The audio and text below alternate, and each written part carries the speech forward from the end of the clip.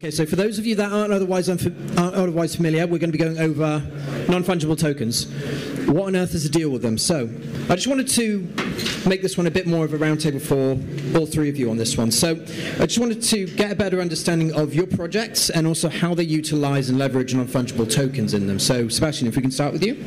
Sure. So hi, I'm Sebastian Borget, CEO and co-founder of Pixel. We've been acquired by Animoca Brands last year as well. Our project, The Sandbox, is a decentralized, community-driven platforms where creators can make voxel assets and gaming experience, then trade them and monetize them on the blockchain. We have a unique approach that combines NFT builders and gaming platform, mainly focusing on user-generated content NFTs. So the way we leverage NFTs is to allow creators, to anyone, essentially, to make their own tokens. Okay, fantastic. And Shaban, if I can find out from you.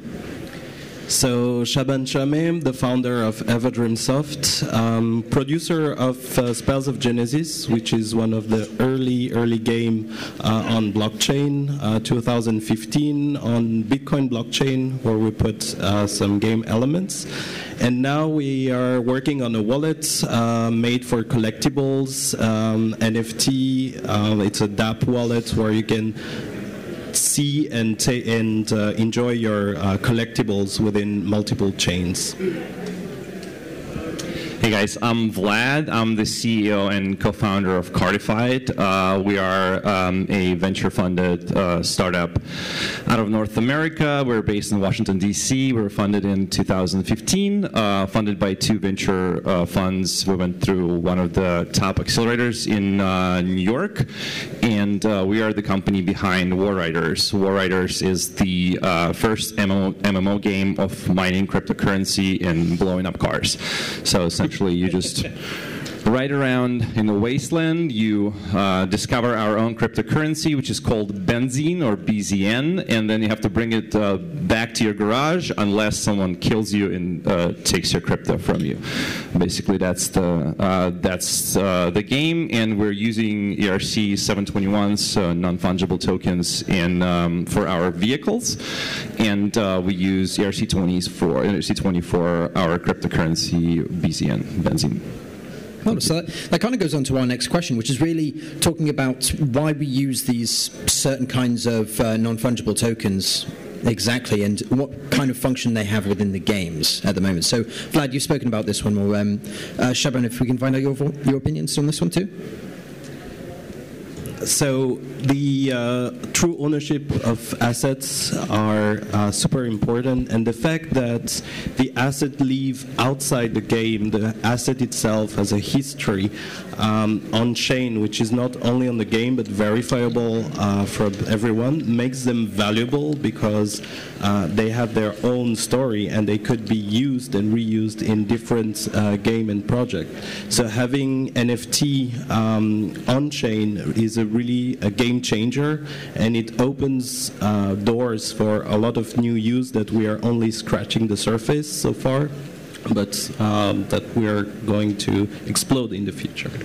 Fantastic. And I think, Sebastian, the Sandbox in particular uses a myriad of different non-fungible tokens as well, doesn't it? Well, not a myriad, but three classes of different tokens. So ERC20 as a fungible token. For those of you who are not familiar in the audience of what is a fungible token, so they are tokens that are not unique. They don't carry their own attributes, so they can be divided and exchanged. They are mainly like currencies like Bitcoin, Ethereum, etc. We use ERC 721, which is, I would say, the most popular and widely known standard for non-fungible tokens. Non-fungible tokens being tokens that carry their own properties. They are unique. They cannot be interchanged or divided. And we use as well ERC 1155, which is, I would say, a new standard. It's been introduced last year and which is mostly supported by Engine Coin and projects like ours. It's a standard for multi-class tokens, so it's actually a fungible token, but can hold inside both fungible and non-fungible, so multiple ERC20 and ERC 721. And I hope I didn't lose you at this point, being too technical. So that will be it for the technical side.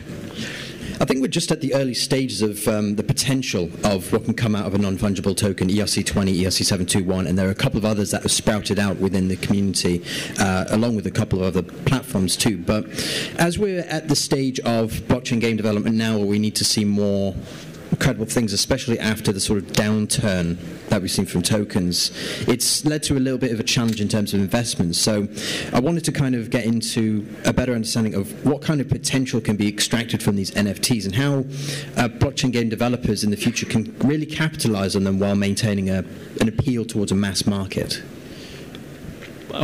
Well, I can start. Oh yeah, I'll throw this up to all three of you. All right. Well, Shaban kind of answered already. He mentioned that the awesome potential of NFTs, essentially through their interoperability, the fact they can be cross-chain, cross-game, and cross-platform, meaning that even if an item has been created by a developer, or in our case, anyone, it can be leveraged by other developers and game makers to be used in a totally different context, which brings two main interests. First, it increases intrinsic value by providing different use, and also give them like a long-term value. Even if the original game creator disappears, then the token stays in the ownership of the player, and other game developer can use them to keep providing an interesting experience. I think with Spells of Genesis, specifically for Everdreamsoft, there's a certain mechanic that comes into place. You were speaking about the digital sovereignty that comes from these assets for players.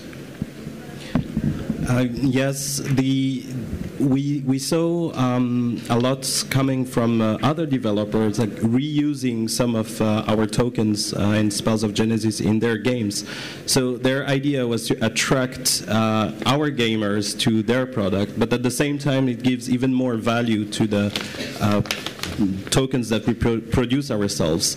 So we see that with Kittyverse as well, and this kind of action opening a token to several other use that is not thought by the developer at the first time. So it really enrich the game item and the game universe, and it provides even more value for the initial issuer. Well, Ethereum is Turing complete, right? And we can basically do anything with it, and most of us work on Ethereum here. And like in our game, for instance, we have ERC721 tokens that have a record on blockchain. So each vehicle has a BZN tank, which is sort of like your fuel tank, but this is where you put your BZN. And what the creative case we came up with is, instead of giving people ERC20 tokens or selling it to them, we decided to give them the tanks, and they will fill up their tanks with ERC20 tokens. So this is how we combined the two. And I think there are lots of possibilities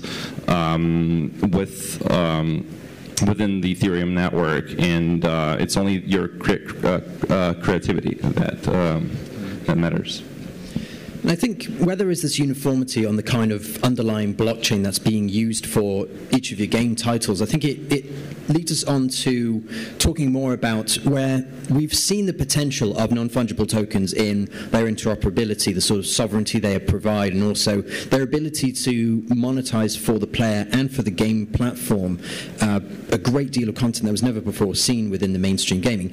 On that note, I mean, that's the potential, but at the moment, what is holding it back? What's preventing us from leveraging it in these kind of ways more extensively?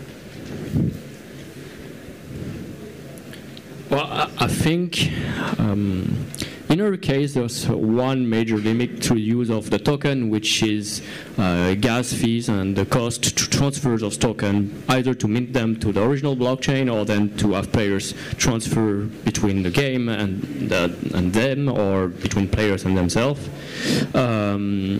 Typically, that's what drove our decision to move to ERC 1155, is like if we were using ERC 721 and, for example, having a player create 1,000 copies of their own FL tower, it will cost several hundred of dollars just to create those tokens on the blockchain, which was already like a deal breaker to get them to this approach. So moving to ERC 1155, that really helped to solve that. And yet, ERC 1155 is not standard. It's been over a year, and it's been going into discussion, last call, then going back to discussion for approval. So it's overall the slow adoption within our ecosystem that's not even helping on the other side the fast adoption from users. So transaction fee are a big issue right now, and we're not completely figure out how blockchain will work. Is it going to be most side chains? Which blockchain will win in the end? So we're still in an exploratory mode, I think. So people are building prototypes, we're experiencing, but we didn't touch like the final state. So a lot of things will change. So the standard comes, some other idea come often, and we are now at the stage where we're discovering all this. And I think this year things will start to settle down, and we'll see more and more adopted standard, broadly adopted standards. Yeah, just like some of you guys mentioned, transaction fees are definitely the issue for some. For some, they're not unless you're really like trading them in high volumes. If you're just purchasing the vehicle or whatever a kitty on blockchain that uses to play the game and don't pay gas fees to actually play the game because the game is not on chain, then the transaction fees are not really that big of an issue right now. The issue that we see is that players can transfer tokens in batches, right? So we have some of our players who bought tons of vehicles, and they're like, hey, I want to, give like 20 cars to my friend to play. Like, how do I do that? And they get a little frustrated when they learn that they have to transfer the token tokens one by one. So there's some, like I think Loom came up with ERC 721X. It's like an extension for ERC 721, essentially a wrapper for 1178, which is like a multi-token for fungible tokens. So essentially, the standard makes ERC 721s fungible because they have the same token IDs, and you can transfer them in batches, but then they wouldn't be unique. So it'd be a batch of, let's say, 20 cars that are completely identical. That's the only thing that's there, and it's ready to use basically. But this is one of the biggest problems that we see right now. And I think we are starting to see, we have seen a number of digital asset marketplaces that are addressing some of those underlying issues that come from NFT protocols, especially the fact that you're only able to go after one digital asset one at a time. You've now started seeing batch sales from OpenSea, and it kind of gets us into the next topic, which is alternative token protocols, token standards. So on that, we'd spoken previously and a little bit briefly about Engine's ERC 1155 standard, but then also we have BitGuild, which has got its ERC 998 standard, which is all about the idea of having a digital avatar and any of its digital assets are clasped attached to it, so you can sell that on as a single asset. And I just wanted to get your opinions on this one. For both of these ones, do these represent a innovative step forward for the approach towards digital assets, or are they more of a sideways step which are more dedicated towards a specific game? Yeah, open platform for this one. As a wallet provider, it's a bit of a nightmare because as many standards emerge, you have to make them compatible, and there is so many different use cases. So some are probably good, some are adapted for some use, some for other use. But I hope and I think the industry will go toward some standardization where whatever is added new is fully backward compatible, and within one click it works with the other platform. So now the fragmentation brings a little bit of challenge, even though there are some things that come in standard, but I think we need to move really into defining all the use cases and putting what is common to everything within the same package. Well, I agree with you on this one, even though it's not necessarily mandatory to have support for ERC 1155 in a wallet. For example, us as game developer, we also implement what we call like inventories, where we can display, for example, those NFTs that the player have, and alleviating the support of it from the wallet developer. If not, then it adds to this slow adoption where indeed they need to support more standards, and they already have a lot on their stake just about the UI, UX things, the way to store or remember private keys for users, and even like non-support for meta transaction, descripting message when you sign, etc. So even before attacking our own issues, they have a bunch to do. I think that's certainly one of the things you have from the NFT marketplace is just how much integration and how much collaboration is needed between different projects in order to make sure that that sort of ecosystem can run effectively and at a balanced sort of pace. But Vlad, do you want to add anything? Yeah, in terms of the batch standards, I mean, you mentioned OpenSea, and they're doing a great job at running their marketplace. We're working with them very closely. And even though they do have the batch sales, and the bundles was what they're called, and we were selling a lot of them during this holiday season. They were going like hot cupcakes. But they're still, like, you have to pay for each token transfer. You don't see that, but it happens on the back end. So each token, each ERC 721 is transferred individually, and the buyer pays the gas for it. I think that's the buyer's how it works. ERC 998 is an interesting standard when one token can own another token, and like at Warriders, we were looking at it because our vehicles can essentially own benzene tokens, for instance, right? So they can fill up the tank, and they actually own it on the blockchain. Right now, ERC 20 tokens just get transferred to their wallets, so they work independently. But unless it becomes a standard and it's a finished standard, we're probably not going to be using it. When it is a standard, then we'll go for it. And until then, we're working with what the community has officially accepted. But we're looking at it closely. Okay. And I just wanted to end off with this one last thing. If you could say anything to any aspiring developer, what would they need to do in order to create a highly effective NFT in a game? I'm actually going to have a talk today at 4:20 about building, designing smart contracts for games for the future in-game economy, and I think one of the most important things to look at is the business people should work with developers. And because when you're designing, for instance, a pre-sale contract, or you're designing a sale contract that is going to regulate how much your NFTs are going to cost, and if you're implementing any kind of price increase algorithm or anything like that, you want the contract to be immutable. And immutable means that you can't change that. So if you if you can't change the contract and you mess it up, you essentially messed up your future economy.